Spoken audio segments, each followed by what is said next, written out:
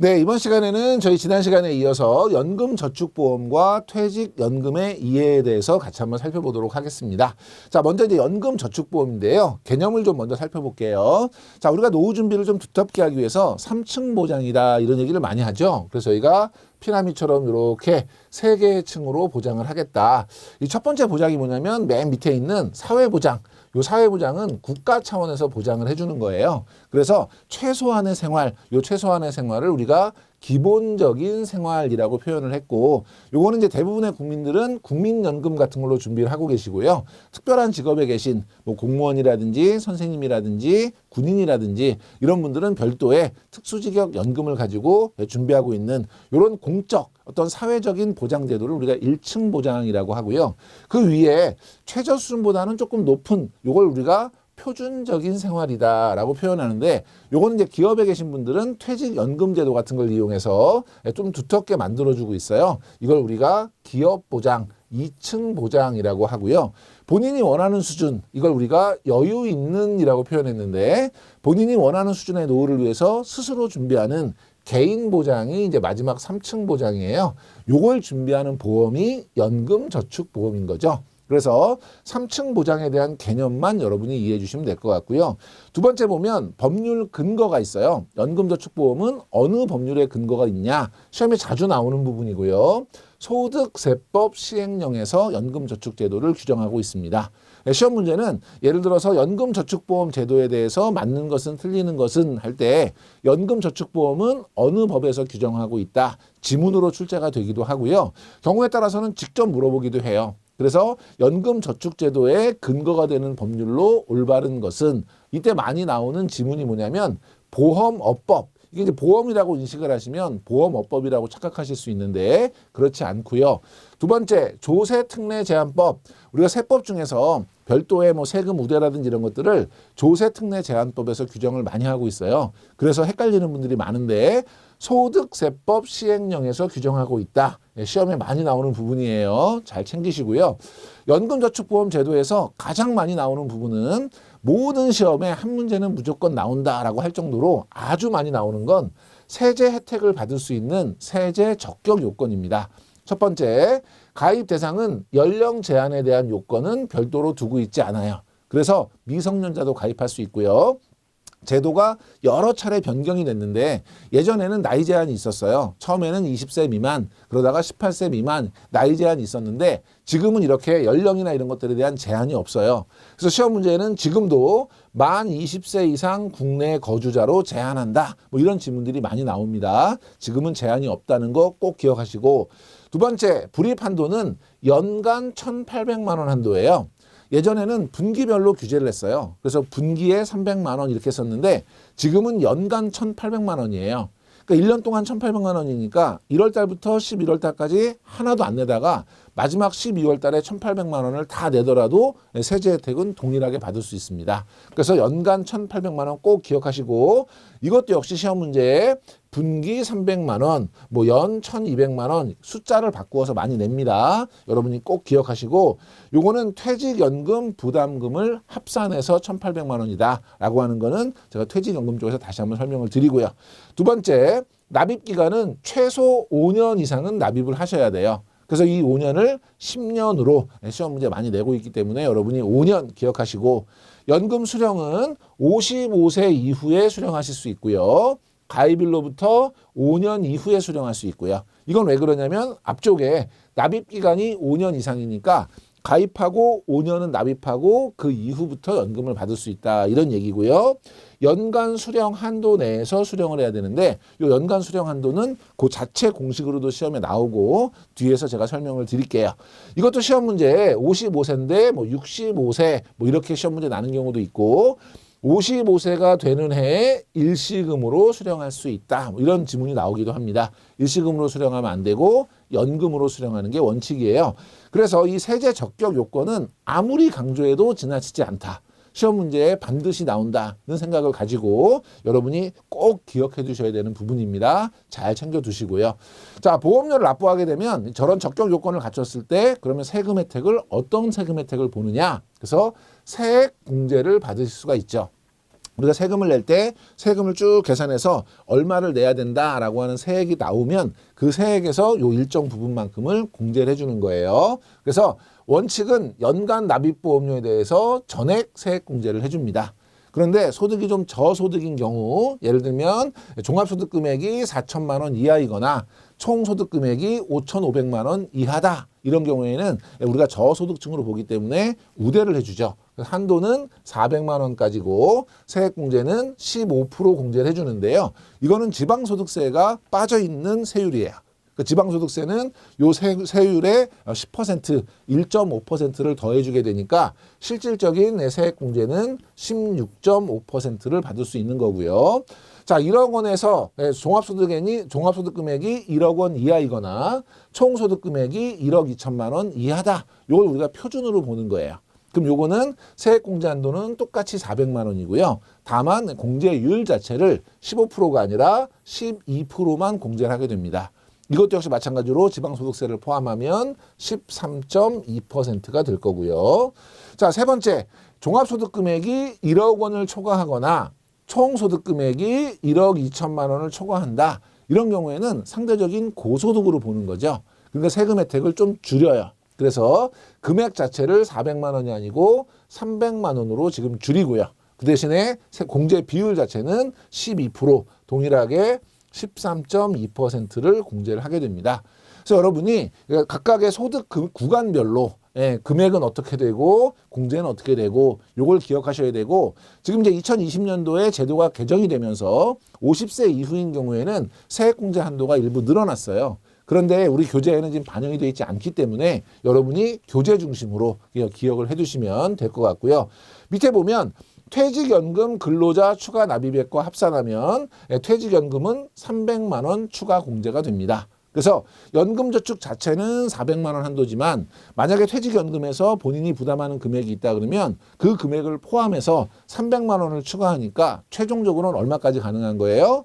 연금저축에서 400만 원, 그리고 퇴직연금에서 300만 원, 합산 총 700만 원까지 세액 공제가 가능합니다. 여러분이 그런 개념 기억해 두시고, 자, 만약에 특약보험료가 있다. 이거는 별도로 저희가 세액 공제는 하지 않지만 나중에 보장성 보험료에 대해서 세액 공제를 할 때 합산을 해줘요. 그래서 보장성 보험료는 모든 보장성 보험료를 합쳐서 연간 100만 원 한도 내에서 공제를 해주고 있거든요. 그래서 특약보험료는 별도의 세액 공제보다는 보장성 보험료 세액 공제와 합산된다라는 거 기억하시고, 이 부분은 자체 제도 자체가 시험 문제 나기도 하지만 밑에 있는 것처럼 간혹 계산 문제가 나기도 합니다. 내용 자체가 어렵지는 않고요. 요걸 알고 있는지 모르고 있는지를 물어보는 거예요. 밑에 한번 볼게요.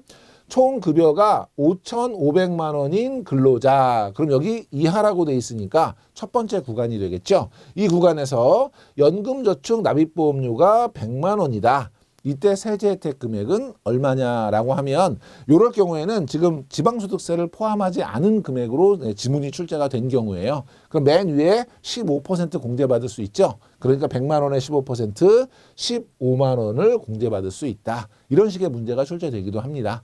사실은 뭐 계산 문제처럼 보이지만 실제로는 내용을 물어보는 문제이기 때문에 여러분이 각각의 구간별로 얼마를 공제받을 수 있고, 그 다음에 공제 비율은 얼마고, 요거 꼭 기억하시고, 퇴직연금 합산하면 300만 원이 추가돼서 700만 원까지 공제받을 수 있다는 것까지 정리해 두시면 되겠습니다.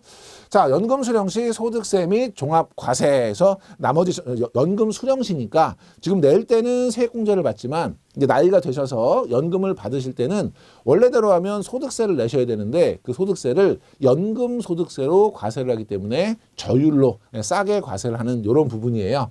자, 첫 번째, 소득세법상 연금 수령 요건에 해당이 되면 연금 소득세를 부과합니다. 이거를 뭐 간혹 시험 문제 지문에 나올 때 저율의 이자 소득세로 부과된다, 이런 지문이 나오기도 합니다. 연금 소득은 별도의 연금 소득세로 규정하고 있고요. 요거는 연금 수령 시점에 따라서 더 늦게 수령하실수록 더 낮은 세율을 적용해요. 그래서 70세 이전에 받으시게 되면 5%, 지방소득세를 포함하면 5.5% 세율이 적용이 되고요.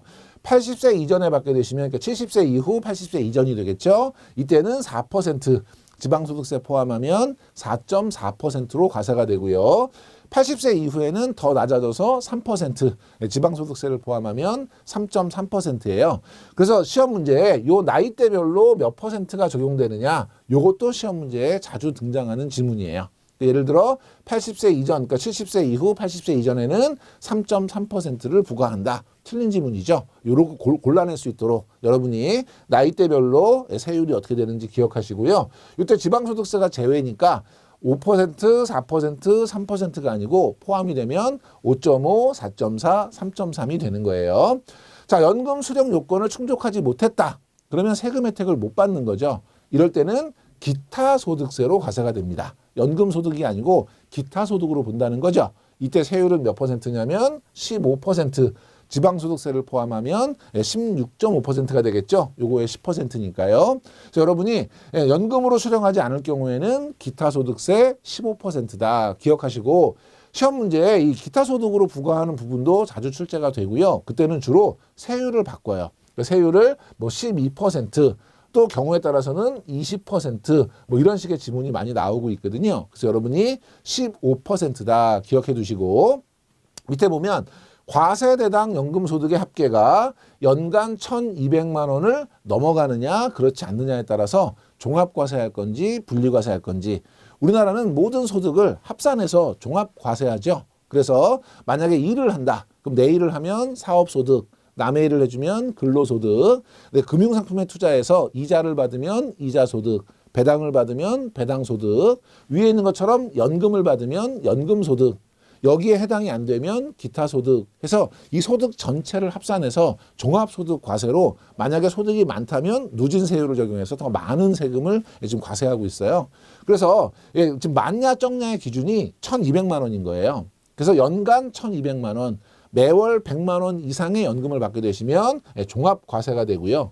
만약에 1,200만 원 미만인 경우, 이하인 경우 1,200만 원까지니까 1,200만 원 이하인 경우에는 분리과세라고 해서 종합과세하지 않고 따로 세금을 내실 수 있도록 그 세금은 요 위에 있는 저율과세로 과세하는 거죠. 이렇게 지금 적용하고 있습니다. 여기 1,200만 원이라고 하는 숫자도 여러분이 기억해 두시고요. 자, 연간 연금 수령 한도는 대부분 10년 납입을 하시니까요. 연금 계좌 평가액을 10년 동안 매년 이제 1년씩 경과 기간이 지날 때마다 빼주는 거예요. 그래서 10일 마이너스 연금 수령 연차. 첫 번째 연차에는 1년 차니까 11 마이너스 1이면 전체를 10으로 나눈 거. 이거에 100분의 120, 120%를 적용하는 거고요. 그 다음에 한 1년 지났다. 그러면 2년을 빼야 되니까 9로 나눈 거를 120% 하는 거니까 10년 동안에 10으로 나눈 금액의 120% 이렇게 이해하시면 돼요. 얘는 그냥 대놓고 이 공식을 물어보는 문제들이 가끔 출제됩니다. 그래서 연금저축의 연간 연금 수령 한도는 얼마냐? 뭐 이런 식으로 계산하는 공식으로 맞는 것은 뭐 이런 식으로 문제가 나오고요. 이거를 계산해라 이런 문제보다는 공식 자체를 물어보는 문제가 많이 나고 그럴 때 요 숫자를 바꾼다든지 요거를 뭐 10으로 바꾼다든지 아니면 요 뒤에 이거를 뭐 100분의 85 이런 식으로 문제를 냅니다. 그래서 여러분이 공식 자체만 기억해 두시고요. 밑에 보면 관련해서 자주 나오는 지문들을 한번 살펴볼게요. 5년 이내의 해지 시에는 해지 가산세가 부과된다. 지금은 해지 가산세는 없어졌어요. 대신에 우리가 어떻게 했어요? 5년 이내에 해지할 경우에는 기타 소득으로 부과하면서 15%, 지방소득세 포함하면 16.5%의 높은 세율을 부과하는 거고요. 두 번째, 연금소득 1,200만 원의 기준은 공적 연금과 합산해서 1,200만 원이다. 아니에요. 연금 저축만 1,200만 원이니까 공적 연금과 합산하지 않고요. 두 번째, 소득공제를 받지 못하는 금액을 포함한다. 소득공제를 받지 못한 금액은 비과세예요. 그렇기 때문에 이 경우에는 포함이 안 되는 거고요. 연간 연금 외 수령액을 포함한다. 연금 외 수령액은 빼고 연금액만 가지고 계산합니다. 그래서 연금소득 1,200만 원을 계산하는 기준으로 올바른 것은 이런 문제가 나올 때 이런 지문들하고 여러분이 비교해서 골라주시면 되겠습니다.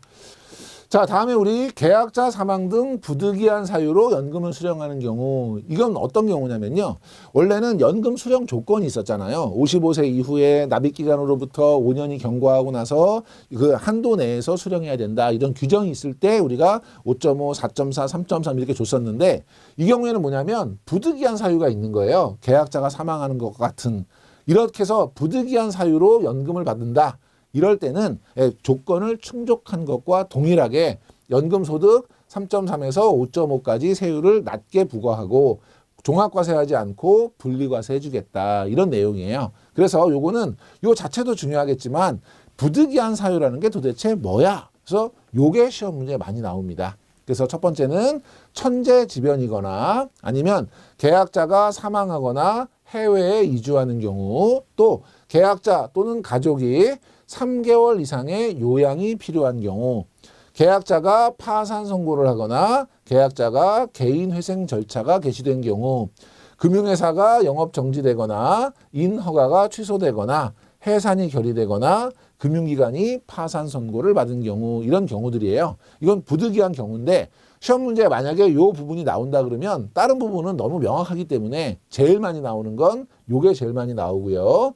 지금까지 제일 많이 나왔던 지문은 3개월이 아니라 2개월 이상 요양을 받을 경우는 이렇게 한다. 이런 문제가 가장 많이 나왔어요. 그래서 여러분이 본인이나 가족의 요양은 3개월이다 라고 하는 부분은 명확하게 기억을 해두셔야 되는 부분입니다.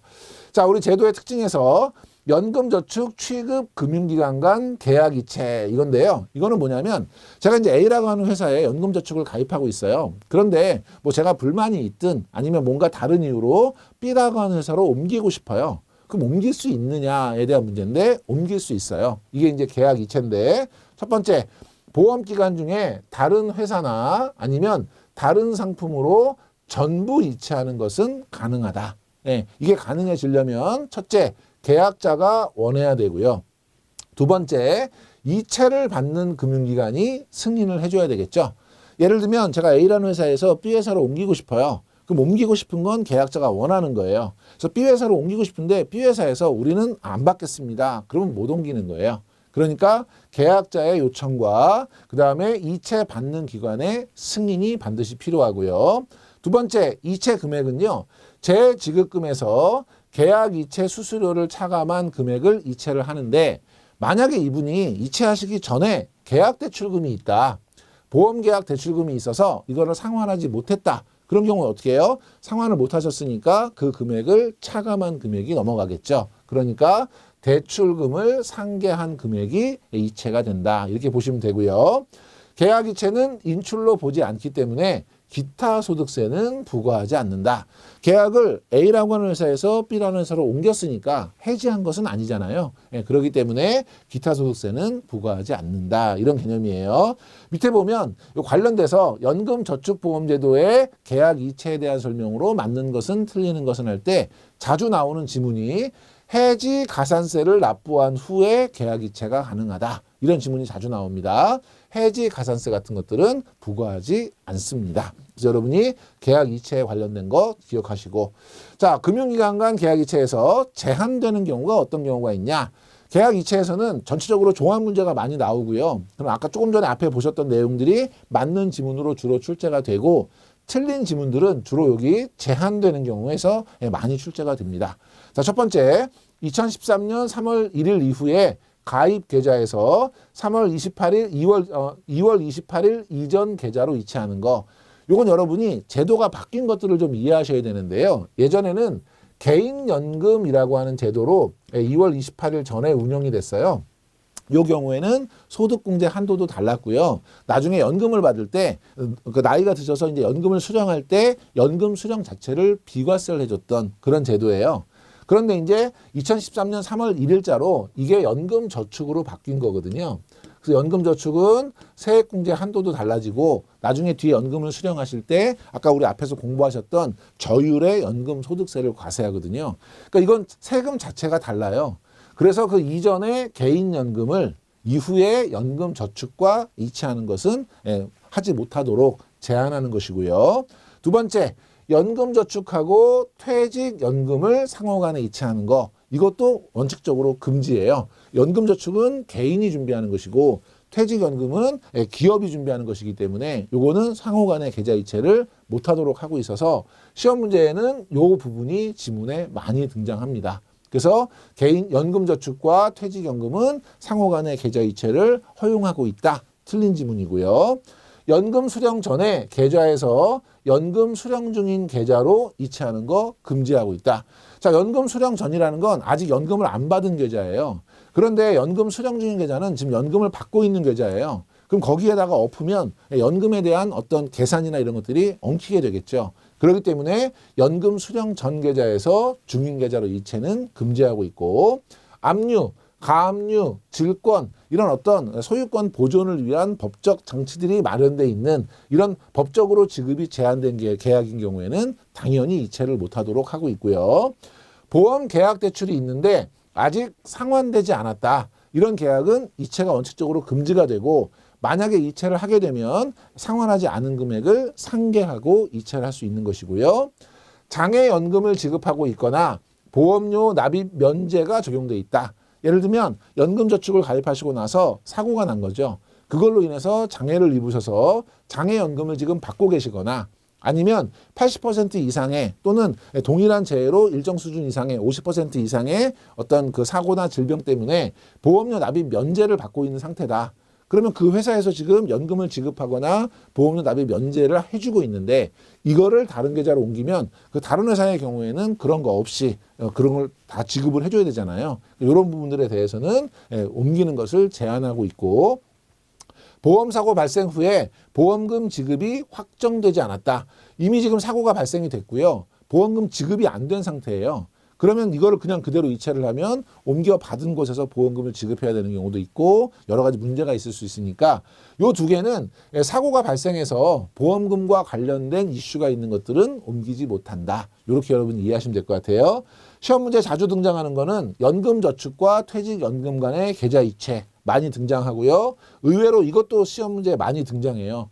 장애연금을 받고 있는 경우라도 옮길 수 있다거나 납입 면제와 상관없다거나 이런 것도 여러분이 기억하시고, 요거는 맞는 지문으로 많이 나옵니다. 그래서 보험금이 지급이 확정되지 않은 것은 계좌 이체가 제한된다. 요거는 맞는 지문이에요. 그래서 여러분이 계약 이체가 제한되는 경우 여러분이 꼭 기억해 두시기 바랍니다.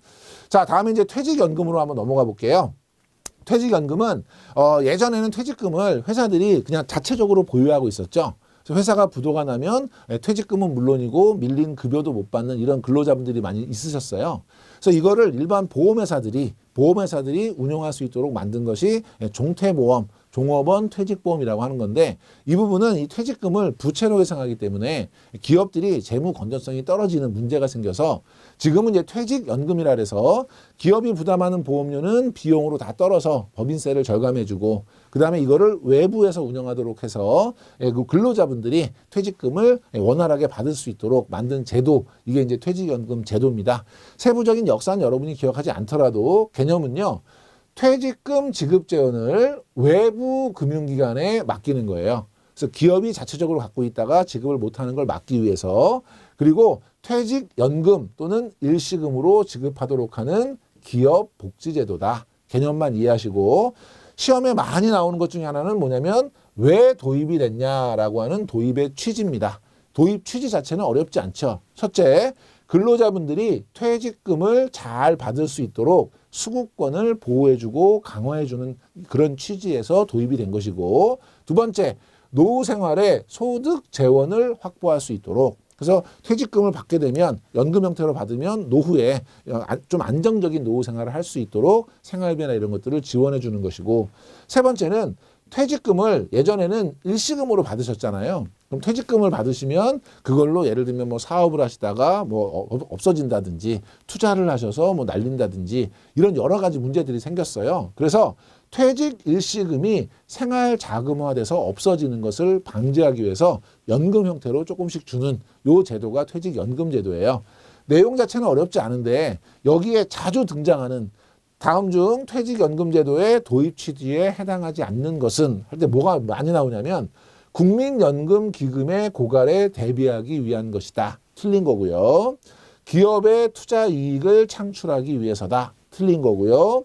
국민연금 지급액을 축소하기 위한 취지다. 틀린 거예요. 그래서 국민연금과 상관없이 근로자들의 안정적인 노후 생활과 일시금을 한꺼번에 받았을 때 없어질 수 있는 가능성을 줄이기 위한 것이다. 그래서 여러분이 도입 취지는 꼭 기억하시고, 근거 법규는 너무나 당연하죠. 근로자 퇴직급여보장법 그리고 퇴직연금 감독 규정에 따라서 지금 근거 법규를 정하고 있고요. 가입 대상은 근로자를 사용하고 있는 모든 사업장이 가입 대상이에요. 시험 문제에는 조세특례제한법 또는 근로자 퇴직급여보장법 시행령 이렇게 나오기도 하는데, 시행령은 결국 근로자 퇴직급여보장법을 어떻게 시행하라고 하는 세부 법령이에요. 요거는 맞는 얘기고요. 예, 요거는 틀린 거예요. 그래서 여러분이 퇴직연금인 경우에도 근거 법규가 뭐냐는 정리해 두실 필요가 있을 것 같아요. 자, 종류 한번 살펴볼게요. 종류는 뒷페이지 하나가 더 있기 때문에 여기다 제가 간단하게 개념만 쓰면 확정급여형, 확정기여형, 개인퇴직계좌라는 것이 있어요. 개인퇴직계좌 해가지고 요거는 우리가 IRP라고 부릅니다. IRP. 자, 그래서 확정급여형이라는 건 뭐냐면 둘 다 확정기여형, 급여형 둘 다 사용자가 근로자의 퇴직금을 외부 기관에 적립하는 건 같아요. 그런데 확정급여형은 글자 그대로 급여가 확정된 거예요. 그러니까 이걸 우리가 DB형, defined가 이제 확정하다, 정의하다 이런 뜻이니까 benefit, 나중에 받을 연금액, 급부액을 확정했다. 그래서 우리가 DB형이라고 합니다. 요거는 퇴직급여 수준이 확정이 돼요. 그래서 요거는 근무기간, 평균 임금 이런 거에 의해서 사전적으로 확정이 되고, 그럼 그 금액만큼을 계속해서 이제 사용자가 내는 거죠. 그리고 운영을 해서 나중에 어찌됐든 미리 정해진 그 금액을 계속 연금으로 지급하는 형태인 거예요. 그럼 이거는 운용을 잘못하면 사용자가 돈을 더 내야 돼요. 운용을 잘하면 사용자가 돈을 덜 내도 돼요.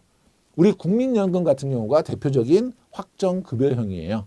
그러니까 이거는 운용의 책임을 누가 지는 거예요? 사용자에게 책임이 있는 거예요. 그래서 사용자가 위험을 부담하고 운용 결과에 따라서 부담금을 덜 낼 수도 있고 더 낼 수도 있고 부담금의 수준이 변동된다는 특징이 있고요. 밑에 확정기여형 같은 경우는 defined contribution. contribution은 내가 기여하는 거, 내는 거. 그래서 우리가 옛날에는 확정각출형이라는 이름도 썼어요. 그러니까 기여하고 각출한다는 건 전체적인 연금이 운용되는데 내가 얼마를 부담하느냐에 대한 문제예요. 그러니까 사용자가 근로자 퇴직연금을 내는 돈, 기여하는 돈, 부담금이 정해져 있는 거예요. 그럼 이거는 막 운영을 하다가 잘못 운영하면 나중에 받을 돈이 작아지는 거고요. 운용을 잘하면 받을 돈이 많아지는 거예요. 그래서 이 운용을 누가 책임지냐면 근로자가 책임지는 거예요. 요게 위하고 다른 거예요. 그래서 확정기여형 같은 경우는 뭐가 확정이 되냐면 사용자가 근로자를 위해서 지급하는 부담금이 정해져 있는 거예요. 그래서 사용자가 연간 임금의 12분의 1 이상, 그러니까 1년 동안 한 달치 월급 이상이란 얘기죠. 그거를 부담금으로 납부하는 거예요. 그래서 얘는 내는 돈, 부담금이 확정이 되는 거예요. 그리고 나중에 가서 근로자가 운용을 하면서 근로자가 위험을 부담하고 근로자가 운용 방법을 결정하고, 그럼 나중에 받을 돈이 어떻게 돼요? 이 운용 결과에 따라서 달라지는 거죠. 그러니까 확정급여형은 받을 돈은 정해져 있고 내는 돈, 부담금이 변동이 되는 거고요. 확정기여형은 내는 돈, 부담금이 정해져 있고 나중에 받을 돈이 변동되는 거예요. 그래서 확정급여형은 사용자가 책임지고 일정한 금액을 줘야 되는 거고, 그 다음에 확정기여형은 근로자가 책임지고 운영해서 알아서 받는 거예요. 대신에 사용자는 일정한 금액을, 정해진 금액을 계속 내주는 거고요. 그래서 여러분이 차이를 기억하시고요. 시험 문제에 가장 쉽게 문제가 나면 다음 중 퇴직연금 제도의 종류가 아닌 것은 1번 확정급여형, 2번 확정기여형, 3번 개인퇴직계좌, 4번에 제일 많이 나오는 게 확정저축형이 많이 나와요. 확정저축형은 그 퇴직연금 종류가 아니에요. 그래서 일단 기본적으로 세 개의 이름, 확정급여형, 확정기여형, 개인퇴직계좌, 이걸 기억하시고요. 개인퇴직계좌는 뭐냐면 인디비주얼이니까 개인 스스로 리타이어먼트 퇴직을 하기 위한 펜션, 연금이라는 뜻이니까요. 이거는 개인이 준비하는 거예요. 여러 가지 케이스가 있을 수 있어요. 예를 들면 제가 퇴직연금을 가입하고 있는데 그 퇴직연금이 좀 부족할 것 같아요. 그럼 내가 스스로 좀 더 하고 싶어요. 이럴 때 확정급부형, 확정기여형의 돈을 내는 것이 아니고 스스로 IRP라는 걸 만들어서 더 저금할 수 있는 거고요. 또 하나는 제가 A라는 기업에 근무하다가 B라는 기업으로 전환을 이직을 하거나 전직을 할 수 있잖아요. 이렇게 전환을 했어요. 그럼 옛날에 가입했던 퇴직연금을 계속 이어갈 수 있으면 다행인데 그렇지 못할 경우에 얘를 내가 그냥 없애지 말고 계속 퇴직연금으로 운영하고 싶어요. 이럴 때 내 IRP로 운영할 수 있는 거고요. 또 하나는 퇴직연금 대상이 아니에요. 제가 근무하는 곳이. 근데 나는 퇴직연금을 하고 싶어요. 이럴 때 스스로 IRP를 준비하시는 거예요. 그래서 개인형 퇴직계좌는 자기 명의의 퇴직계좌예요. 여기에 퇴직 일시금을 계속해서 적립해서 운용하는 이런 계좌를 IRP라고 하고요. DB형 또는 DC형 가입자가 여유자금을 추가로 납입 운용하는 것이 가능하고요.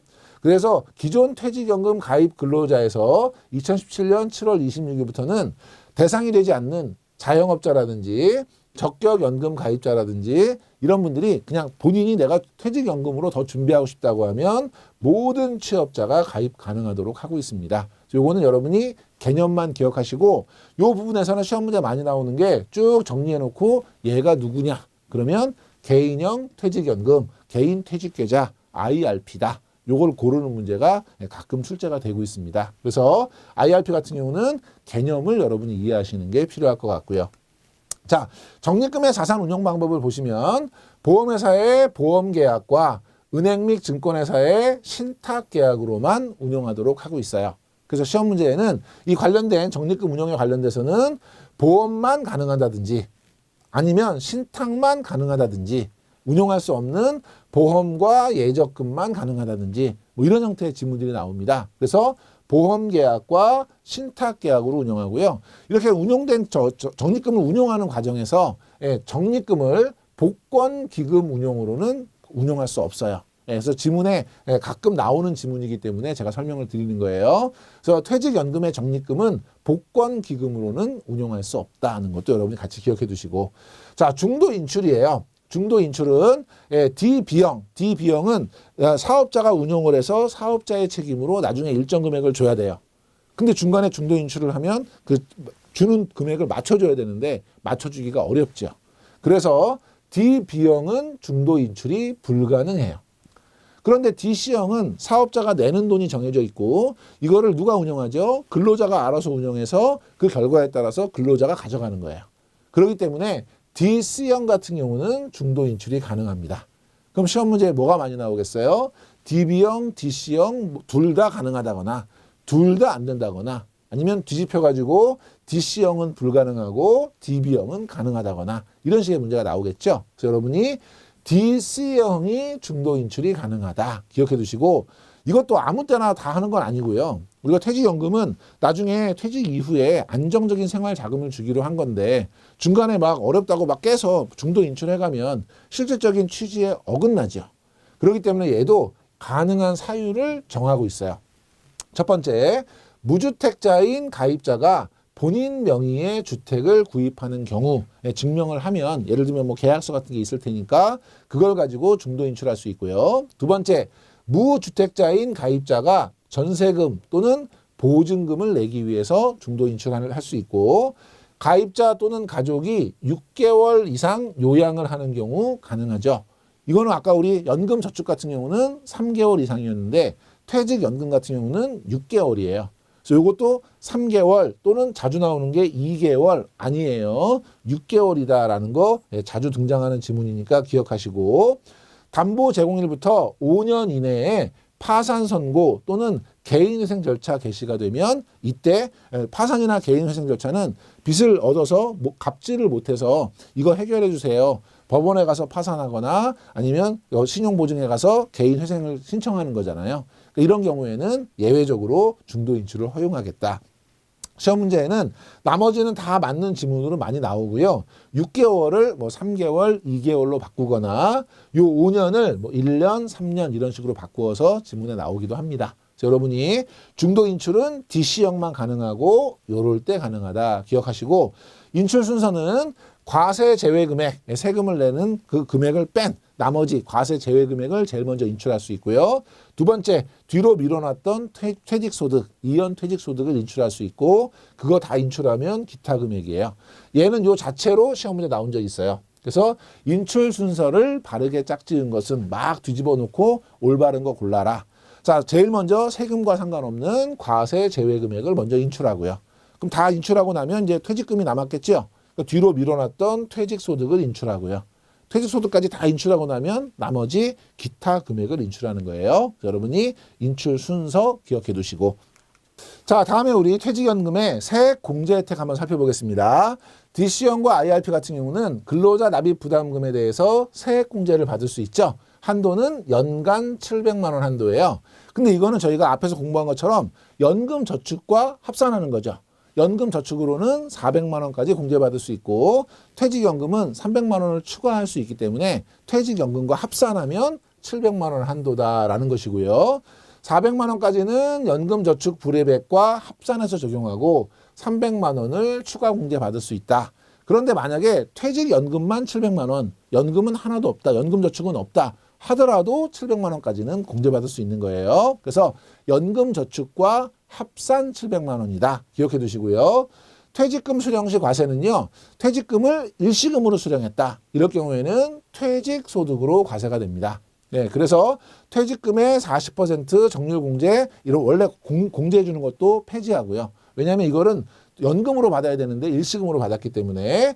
그 다음에 소득 금액에 따라서 공제율을 차등 적용하는 구조로 단계적으로 지금 변경하고 있고, 2013년 이후는 근속기간에 대해서 월 평균 급여의 12배로 환산해서 퇴직금을 일시금으로 주고 있고요. 그 다음에 연금을 수령했을 경우에는 30% 세액을 경감해서 적용하고 있다. 이 부분은 시험에 출제되는 적이 별로 없기 때문에 여러분이 개념적으로만 이해하시고요.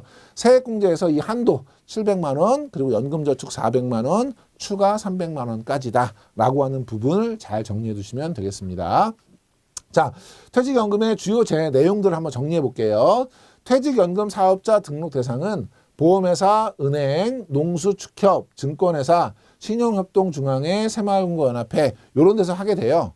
시험 문제에는 다음 중 퇴직연금 사업자 등록 대상으로 볼 수 없는 경우는 이런 시험 문제가 가장 많이 나오고요.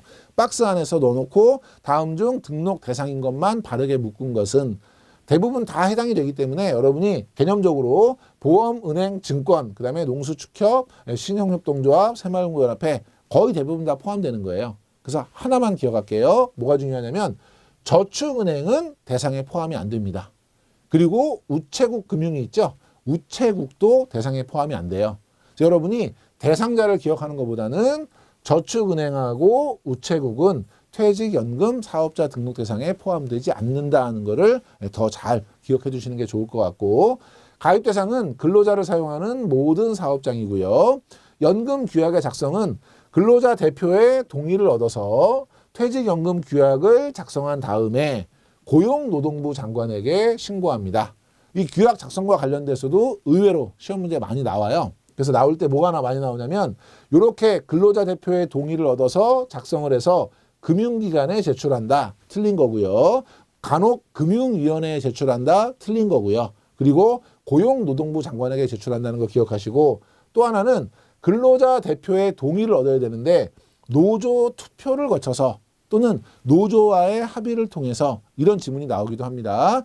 근로자 대표의 동의를 얻어서 작성합니다. 그래서 여기 연금 규약의 작성도 기억해 두시고, 부담금은 근로자 교육은 매년 1회 이상 가입자 대상 교육을 해야 되고요. 특히 DC형 같은 경우는 근로자에게 운영 책임이 있잖아요. 그러니까 어떻게 운용해야 될지를 교육을 하는데, 일반적으로는 퇴직연금 사업자에게 위탁을 해서 전문가가 와서 교육을 할 수 있도록 하고 있습니다. 그래서 매년 1회 기억해 두시면 되고요. 자, 부담금은 확정급여형 같은 경우는 2019년에서 2020년까지는 90%지만 그 이후로는 100%, 그 다음에 확정기여형 같은 경우는 100% 사회에 적립하도록 하고 있어요. 취지 자체가 회사 밖에 외부 금융기관에 적립하는 거잖아요. 그래서 우리 DC형 같은 경우는 지금 근로자 본인이 책임을 지기 때문에 100% 사회 적립이고요. 확정급여형은 일부 뭐 예외를 좀 두고 있었는데 점차 바꾸어서 2021년부터는 100%로 할 거예요. 그런데 일단 2019년, 2020년은 90%다 정도 여러분 기억하시면 되고, 퇴직급여는 일시금 또는 연금으로 수령할 수 있는데 수급 자격이 10년 이상 가입하시고요. 5년 이상 연금으로 받으셔야 되고요.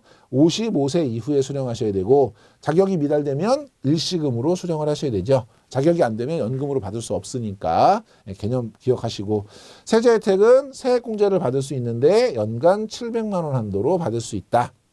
밑에 보면 중도에 명예퇴직을 하는 경우에는 10년이 경과하지 않더라도 연금으로 수령할 수 있다. 명예퇴직을 했든 뭐 정년퇴직을 했든 이 연금 수령의 수급 자격을 갖추지 못하면 연금으로 받지 못하고 일시금으로 수령하도록 하고 있죠. 그래서 명예퇴직을 했더라도 만약에 10년이 경과하지 않아서 수급 자격이 안 된다 그러면 연금으로 수령하는 것은 불가능합니다. 여러분이 개념 기억하시고요. 자, 연금저축제도하고 퇴직연금제도 비슷해 보이지만 조금 차이가 있기 때문에 여러분이 제가 강조드렸던 중요한 것 중심으로 정리해 주시면 될 것 같고요. 다음 시간부터는 저희가 이제 손해보험에서 가장 어렵고 또 암기할 게 많은 자동차 보험 같이 한번 살펴보도록 하겠습니다. 이번 시간에 강의 들으시느라고 수고 많이 하셨습니다.